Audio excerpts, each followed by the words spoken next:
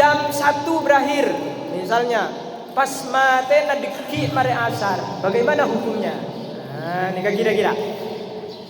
Ba'da qita'il qital, setelah berakhirnya peperangan, bijirahatin, sebab luka.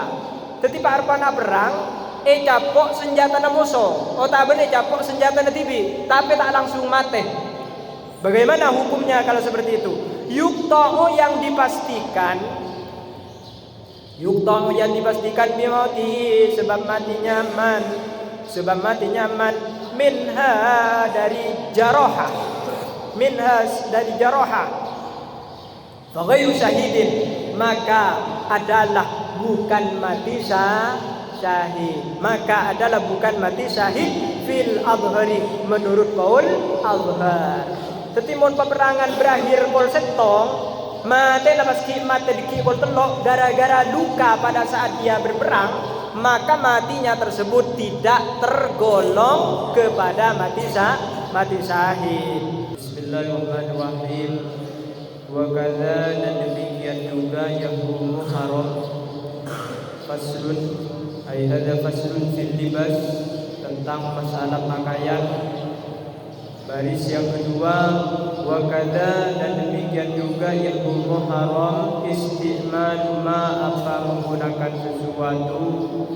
Yahrumu haram isti'malu ma, apa menggunakan sesuatu. Dzukira, yang telah disebutkan apa ma ada di natil iftiras, atas sisi membuat permadani atau alas lama, ada di natil iftiras. Wa ghairi dzalika, dan selain hal tersebut min wujuhil isti'malat, dari beberapa aspek penggunaan.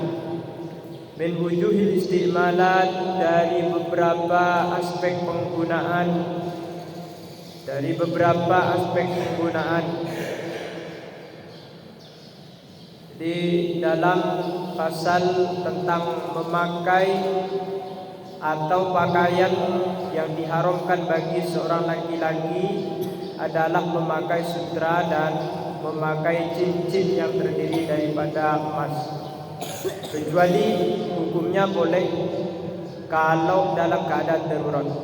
Wa kadza yakum istimalu ma dzukira ala jihadil iftiras, demikian juga menggunakan emas itu misalkan dijadikan lama ataupun permadani, atau digunakan dalam bentuk apapun saja. Ikabai cincin, ikabai kalong, ikabai kedam sokoh, ataupun ikabai kaos dendam dan semacamnya. Dan ini kan tetap haram hukumnya bagi orang laki-laki. Jadi bentuk apapun saja perhiasan yang terdiri daripada emas ataupun pakaian sutra tersebut hukumnya adalah diharamkan. Wa yahillu, dan halal, makin halal berdasar hukum halal lirijali, bagi orang laki-laki, lubsuhu, apa memakai al-harir, lidarurati, karena darurat, kaharin, seperti panas, wabarotin dan dingin, muhlikaini, yang merusak keduanya atau membinasakan keduanya. Yang asal hukum itu haram di dalam memakai cincin yang terdiri daripada emas ataupun memakai pakaian yang terdiri daripada sutra. Tetapi kalau dengan alasan darurat, dalam keadaan sangat terpaksa, contoh di rumah sewajakin terpaksa dalam keadaan yang sangat panas, dalam keadaan yang sangat dingin, dan keduanya itu dapat menjadikan dia itu celaka ataupun dapat menyebabkan sakit, menyebabkan datangnya penyakit misalnya, maka barat ataupun sangatnya panas itu dapat menuntut hukum bisa berubah yang asalnya haram menjadi diperbolehkan. Wa yahillu, halal memakainya. Halal memakainya. Jadi nikah bagi orang laki. Jadi bagi empian Nabi mau memakai pakaian sutrah atau bena emas, maka hukum asalnya adalah diharamkan. Neng itisa-tisa beda nih kah? Banyak bahkan bapak alumni pesantren, ibu alumni pesantren, anak-anak ki pertama kali laki kita andi anak bini lebur jangan mun ngabesakin nak anak ngangkui emas tekak laki pasti ngangkuin emas. Ini kan tidak boleh, haram hukumnya. Jadi oleh karenanya sampean kudu paham nih kah, kudu paham dan kudu ngerti dan kudu melaksanakan hukum yang seperti ini nanti manakala sudah hidup di tengah-tengah masyarakat. Wa yahillu dan halal lin nisa'i bagi orang perempuan. Wa yahillu dan halal lin nisa'i bagi orang perempuan, bagi binih, kulakutila binih, bagi orang perempuan siapapun saja. Lin nisa bagi orang perempuan lubsul harir, apa memakai sutra. Lubsul harir apa memakai sutra, waftirashuhu dan menjadikan perbadani al-harir dan menjadikan permadani al-harir. Wa yahillu dan halal ilbasus sobi apa memakaikan anak-anak al-harirah akan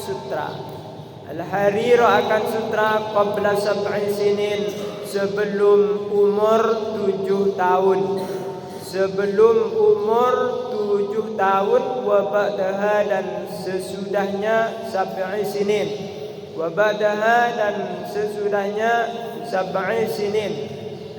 Jadi naik kantoh boleh hukumnya orang sepo memakaikan anak laki memakaikan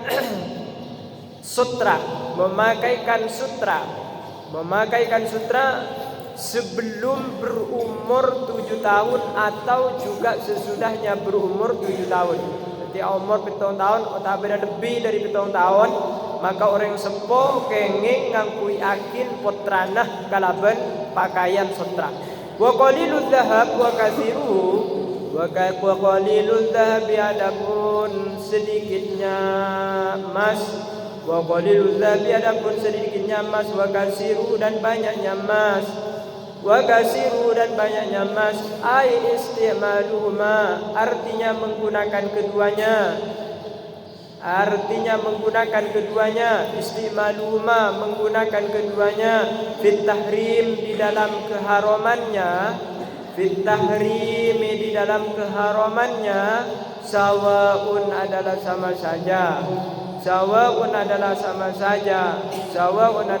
saja. Jadi Nabi ditanya, Nabi misalnya pun ngakui emas kadito pun cuma seberapa gram, atau benar lebih seberapa gram, atau benar kurang dari seberapa gram misalnya di rumah hukumah, maka jawabannya pada hukumah mun haram ya haram, sekonek benyak pasti hukumnya sama, haram hukumnya. Jadi qaliluhu wa kathiruhu sawaun fit tahrim, sama keharamannya di dalam memakai pakaian memakai emas ini. Wa idza kana apabila ada ba'du saubi apa sebagian baju ibraiman adalah baju ibraisim. Artinya jenis sutra nih Kang. Ini jenis sutra ibraisim ini kan jenis sutra. Ai hariron artinya sutra. Derma makin manabi pakaian acampur. Sutra benlaina sutra iba campur.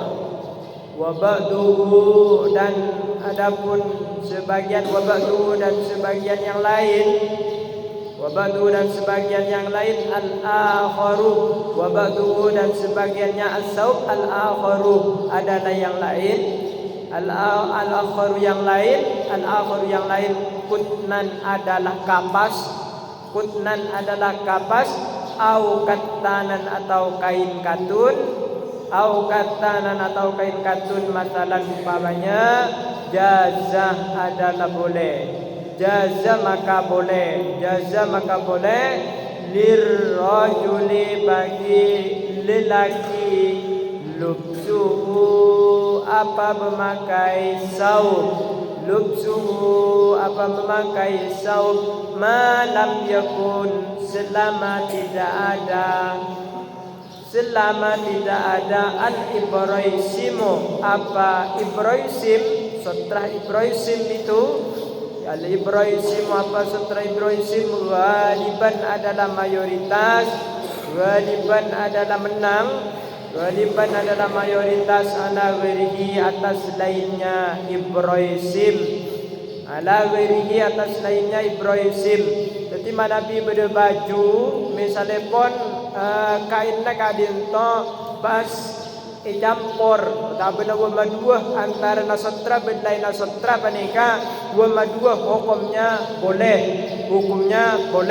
kecuali tidak boleh Nabi sotrana lebih banyak daripada lainnya. Misalnya campur ben kapas atau benar kain katun, maka sotrana lebih banyak daripada kapasah, maka hukumnya tidak boleh dipakai orang laki. Maka hukumnya tidak boleh dipakai, tidak boleh. Fa in kana ghairul ibrahim, jikalau ada ghairul ibrahim apa selain setrah ibrahim, ghairul ibrahim apa selain setrah ibrahim, ghaliban adalah menang, ghaliban adalah mayoritas, ghaliban adalah mayoritas, hallah maka halal, jawab in hallah maka halal, hallah maka halal. Tapi seumpamana campuran selain sotrana lebih banyak, misalnya katunnya yang lebih banyak, maka hukumnya boleh, jadi dipakai tidak masalah. Wa kadza, dan demikian juga ilistawaya jikalau sama keduanya, ilistawaya jikalau sama keduanya, fil asahhi di dalam qaul yang lebih asah, fil asahhi di dalam qaul asah. Jadi manabi padah antara kain katun rosa baroh 50% 50%, maka hukumnya boleh masih dipakai, halah boleh hukumnya dipakai menurut qaul asah di 50% kecuali sudah lebih seterana, maka hukumnya menjadi tidak boleh, apalagi mayoritas misalnya pun, dan ini juga tidak boleh. Nah, ini tentang pakaian yang diharamkan bagi seorang lelaki kecuali dalam keadaan darurat. Mun dalam keadaan darurat, maka ad-darurat tubihul mahdurat. Dalam keadaan darurat itu adalah dapat merubah status hukum yang asalnya haram menjadi halal, yang asalnya makruh menjadi mustahab, dan seterusnya. Nikah perlunya belajar masalah qawaid al-fiqhiyah, qawaidul fiqhi, otabana belajar tentang usulul fikih. Makanya fikih ni pun mesan mun ajar qawaid fikih, dan ni kaki ajar tentang bagaimana cara meramu kangkui menjadi sebuah hukum, kangkui memproduksi hukum. Tetimpian pun diajari biasana qawaid fikih ani kaya sanawiyah la pun diajarin setong 2 telok diajarin lebih ni kawan. Jadi ad-darurat tubihul mahdurat, al-aslu ma kana baqa'u ma kana, baqa'u ma kana ala ma kana. Kemudian al-yaqinu la yuzalu bisak, dan seterusnya. Al-usul tanfa'ul furu, dan seterusnya. Dan ini kapon diajarin dari lepur basmun ajar usul fikih otabana ajar qawaidul fikih, karena kita belajar bagaimana kita meramu hukum, bagaimana kita tahu terhadap status sebuah perkara yang belum ada hukumnya melalui qawaidul fikih. Ani kampian bisa ngerti, bisa paham walaupun belum ngaji fikih. Apa? Karena tahu kepada ilat hukum. Ilat hukum itu berdua mana yang biar. Beda ilat hukmi, beda ilat aridi namanya. Dan ilat aridi ini yang akan merubah terhadap status sebuah hukum yang asalnya haram menjadi halal dan diburuh. Dan ini karena dengan sebab adanya ilat aridi. Tetapi ilat aridi itu juga perlu dipahami. Benikun korlat ilaten baru merubah kepada hukum, tapi harus dipelajari dan dipahami terlebih dahulu. Dan nikah parlona belajar ilmu. Parlona belajar ilmu. Pentingnya belajar ilmu. Makanya lele kapi aneka mbian mungkin sanawiyah, aneka masih masa remaja. Masa remaja ini kebiasaan masa no respon, lobel biasana gelisah, lesoh, sengkah. Mungkin masa-masa remaja, masa mbian nikah antara umur 12 sampai 15 sampai 12. Ini kan masa-masa lesoh nambian. Ketimbian monitorot lesona, anika tolos tak ajar. Jadi diingat, mbian masa remaja, mungkin masa remaja yang pertama kelas 1, kelas 2, kelas 3, masa remaja fase yang kedua. Ingat, di dua fase masa remaja nikahi adalah masa-masa lobet no responnya sambian. Masa-masa rusaknya di egonya mbian. Jadi sampean egoisme. Akhlak kadang tak ada, etikanya kadang tak ada, tidak mau belajar, tidak mau sungguhan. Dan nikah masa-masanya ambian makin menikah. Jadi ingat bahwa masa makin adalah masa tantangan penuhnya sampean untuk bagaimana sampean bersikap dewasa. Ayo lanjut. Faslun adapun ini adalah pasal fima di dalam sesuatu ya ta'allaku yang berhubungan apa bil mayyit dengan mayit. Kau tu tahu kan? Tiga laku dan di tengah-tengah masyarakat ketika bahas sodok. Tadi imam solat jenazah santri saya sodok pasti. Makanya kau tu tahu. Kangkui mandiin mayit, tak ada sebiasa mandiin santri saya sodok. Mangkana mun paham pian tak tahu, dan ini kepah nodusin. Di samping nodusin, bencet lakar tidak punya kompetensi ilmu. Jadi lamarimut duk pas tada ilmu nak iman. Bil mayit dengan mayit min uslihi dari memandikan mayit, wa takfinihi dan mengkafani mayit.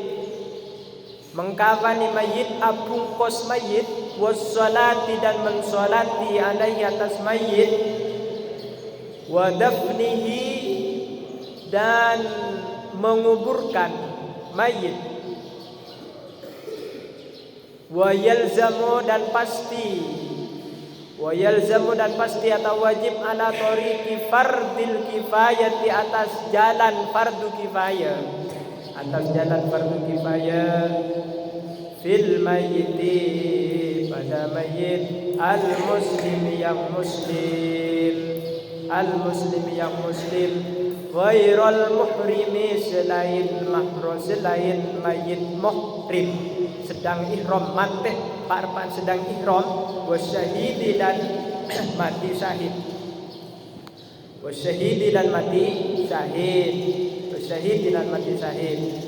Jadi pasal ini akan menjelaskan tentang bagaimana kita menyelesaikan mayit yang muslim.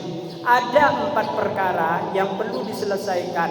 Yang pertama adalah memandikan, yang kedua adalah mengkafani, yang ketiga adalah menyolati, yang keempat adalah menguburkan. Keempat-empatnya ini ada tata caranya, ada ilmu-ilmunya tertentu yang perlu dipelajari. Selain mayit kepanikah mati dalam keadaan ihram dan mayit dalam keadaan mati syahid. Arba'atu asya apa Fa'ilnya yalzam. Apa 4 perkara? Wasluhu, rupanya memandikan mayit, wa takfinuhu, dan mengkafani mayit, wassalatu, dan mensolati alaihi, atas mayit, wa dafnuhu, dan menguburkan mayit, wa dafnuhu, dan menguburkan mayit, wa illam ya'lam, dan jika tidak tahu, wa illam ya'lam, dan jika tidak tahu, bil mayyit, dengan mayit, illa wahidun, kecuali 1 orang, illa wahidun, kecuali 1 orang, alaihi, atas man atau ahad, ta'ayyana, maka tertentu, ta'ayyana, maka tertentu, alaihi, atas ahad, ma, apa sesuatu, ma, apa sesuatu, zukiro, yang telah disebutkan, apa ma, zukiro, yang telah disebutkan, apa ma, detik yang menyelesaikan itu adalah orang yang tahu di dalam masalah menyelesaikan mayit, mulai dari memandikan, menyolati, mengkafani, dan sampai menguburkan. Jadi kalau misalnya hanya 1 orang, ta'ayyana alaihi ma dzukir, maka 1 orang itu yang menyelesaikan tentang mayit tersebut. Wa amal mayyitu, adapun mayit al kafir, yang kafir, manabi beda mayit kafir mangke.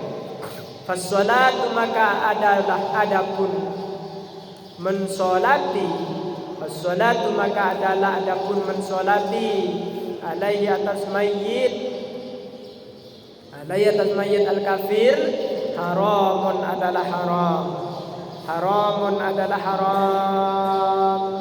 Timun beda mayit kafir, ketemu kafir pada masa hidupnya lakar kafir, as-salatu alaihi haram, maka tidak boleh mensolatinya, hukumnya adalah haram, hukumnya adalah haram.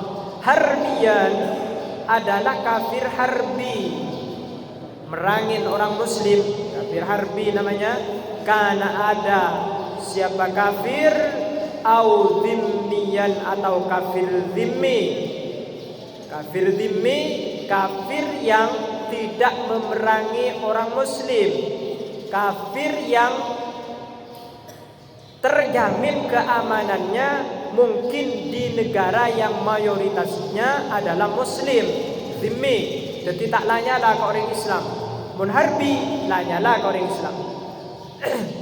Ya juzu, dan boleh, ghusluhu, apa memandikan mayit kafir, mayit kafir, ghusluhu, apa memandikan mayit kafir, fil halaini, di dalam 2 keadaan, oleh mandiin manabi beda 2 keadaan. Jadi orang muslim boleh menyelesaikan mayit kafir manabi beda 2 keadaan. Sepertama, tak ada orang bisa menyelesaikan mayit kafir, tak ada orang sepeduli terhadap mayit yang kafir. Nomor 2, terus ditinggalkan dan dibiarkan sampai mungkin mayit kepanika bisa ancor atau benar buncok. Maka 2 keadaan kepanika membolehkan deka orang muslim kaangkui menyelesaikan bendem dan memandikan dan seterusnya. Deka mayit kafir kepanika. Karena caepon Imam Asy-Syafi'i, anika si haram nikah kun cuma mensolatinya, tapi menyelesaikan yang lain, termasuk abungkos, termasuk mandiin, termasuk ngater ke kuburan, anika kengeng caepon Imam Asy-Syafi'i. Berbeda dengan Imam Maliki. Mana di Imam Maliki tak lerok-norok, orang Islam tak lerok-norok, bina malah diselesaikan sendiri oleh orang kafir, oleh pihak kafir. Tapi menjadi Imam Syafi'i ada pendapat yang lebih moderat daripada Imam Maliki dan Imam Hanafi. Perbedaan pendapat. Wa yajibu dan wajib takfinu dhimmi, apa mengkafani kafir dhimmi. Wa yajibu dan wajib takfinu dhimmi, apa mengkafani kafir dhimmi. Wa dafnuhu dan menguburkan dhimmi. Dunal harbi, tidak kafir harbi. Jadi saya punikan toh berdua sewajib dengan kafir dhimmi. Sepertama dikafani pas nomor 2 ibendem. Tapi mun kafir harbi tidak ada biarkan cek punikan toh tak masalah. Artinya cek sakit apa buang manabi mayit kafir dan ikan toh nikah tidak masalah karena yang wajib cuma dua takfin dengan dafnon. Takfin dengan dafnon, mengkafani dan juga menguburkan. Cek sakit bahitina mun kafir harbi, nah ini kan tidak masalah. Sewajib anika kafir zimmi wal murtaddi dan murtad. Di mana bi orang murtad, nah ini kan toh tak wajib dikafani, tak wajib dikuburkan ini kan toh berarti. Wa amal muhrimu adapun mati dalam keadaan ihram. Wa amal muhrim adapun mati dalam keadaan ihram, idza kufina apabila dikafani muhrim. Idza kufina apabila dikafani muhrim, dibina majhul. Idza kufina apabila dikafani siapa muhrim, fala yustaru maka tidak ditutup. Fala yustaru maka tidak ditutup ra'suhu apa kepalanya muhrim. Wala wajhul muhrima dan tidak pula wajahnya perempuan muhrimah. Dan tidak pula wajahnya perempuan muhrimah. Jadi mana bi pada orang laki dan orang bini meninggal dalam keadaan ihram di Mekah, maka mukanya tidak boleh ditutupi. Jadi dibiarkan. Ikun mi bagtako mun mayit ni kabanan dibiarkan. Mun sakira na tako, sakira jadi fitnah misalnya, maka tidak masalah kaku ditutup mukanya.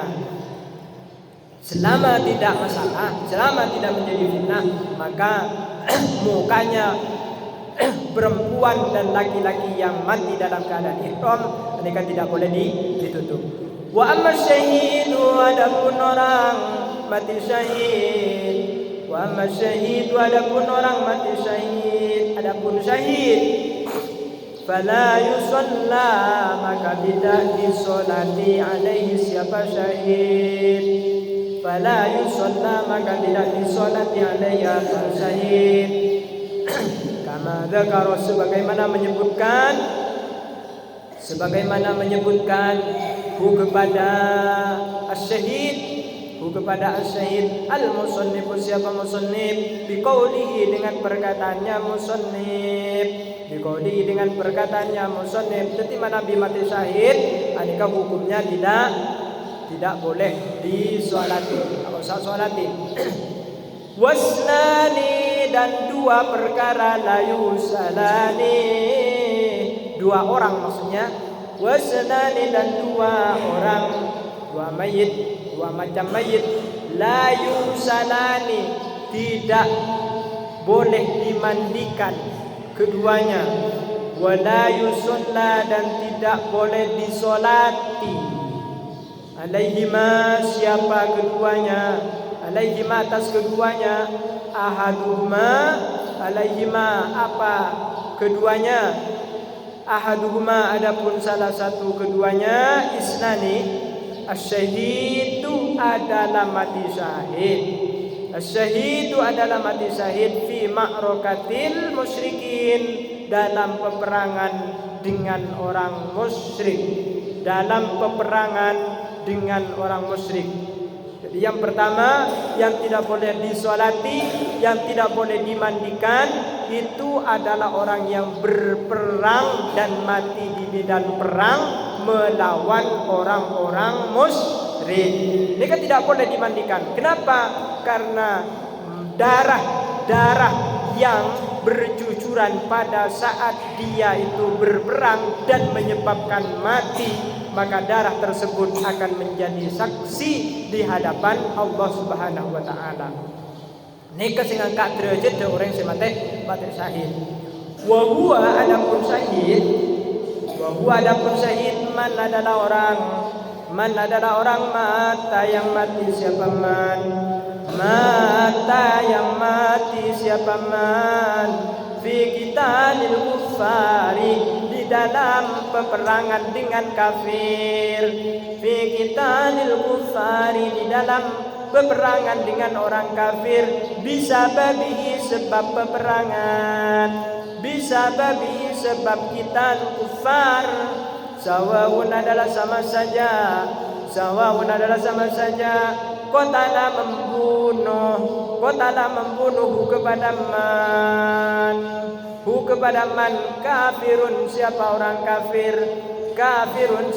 kafir mutlakon secara mutlak au muslimun atau orang muslim khata'un yang keliru au ada atau kembali silahu apa senjatanya man ilaihi kepada man au sakoto atau jatuh siapa man anda batihi dari kendaraannya